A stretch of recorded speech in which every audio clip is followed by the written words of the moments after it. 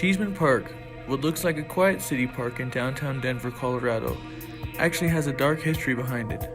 For the next few minutes, I will be discussing the park's history from when it was founded to when it was a cemetery, to how it became a normal park, and finally its history of ghost stories.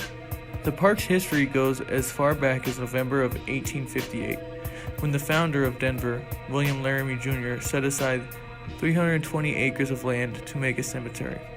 Although the land they used for this legally belonged to the Arapaho Indians, Larimer named it Mount Prospect Cemetery. The edges of the cemetery were reserved for criminals and the poor, while people from the middle class were buried in between two other groups.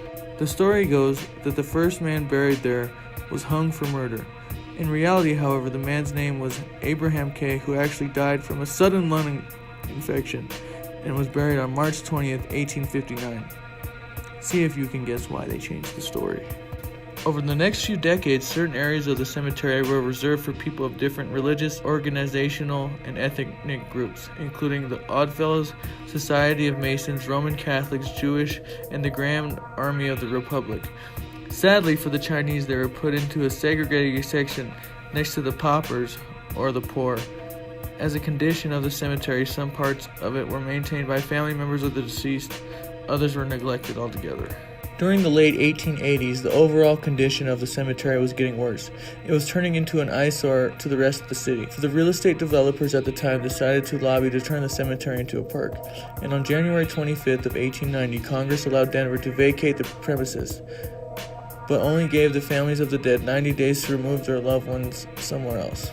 With that said, the vast majority of people buried were criminals, homeless, and poor. With those bodies that were left, the city of Denver contracted undertaker E.P. McGovern to remove the rest of the bodies in 1893.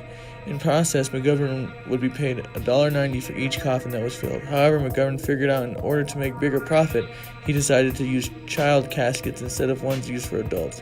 He would dismember each corpse and would sometimes use 3 caskets for one body. On March 19, 1893, the Denver Republic reported McGovern's actions with the headline, "The Work of Gold." Shortly after, a health commissioner began investigating on the matter and resulted in Mayor Rogers terminating the whole contract. Sadly, for the bodies that were not recovered, no new contract for moving them was ever awarded. Until this day, an estimated 2,000 remain underneath the park. For the park being built, construction started in 1894 and wasn't completed until 1907. In 1909, Miss Walter S. Cheesman and her daughter, Gladys Cheesman Evans, donated a marble pavilion to commemorate the Denver pioneer Walter Cheesman, which, as you can still see, stands to this day. As for the park itself, it has earned a reputation of being haunted. Accounts of people seeing spirits that appear to be sad and confused, as if they are lost, looking for proper resting places. With all that said, if you can come to Cheesman Park, it's the perfect place to have a picnic, play fetch with your dog, roam around, fly a kite. There's even a jungle gym for the kids. And if you're lucky, who knows, perhaps you might see a ghost, or 2,000 of them.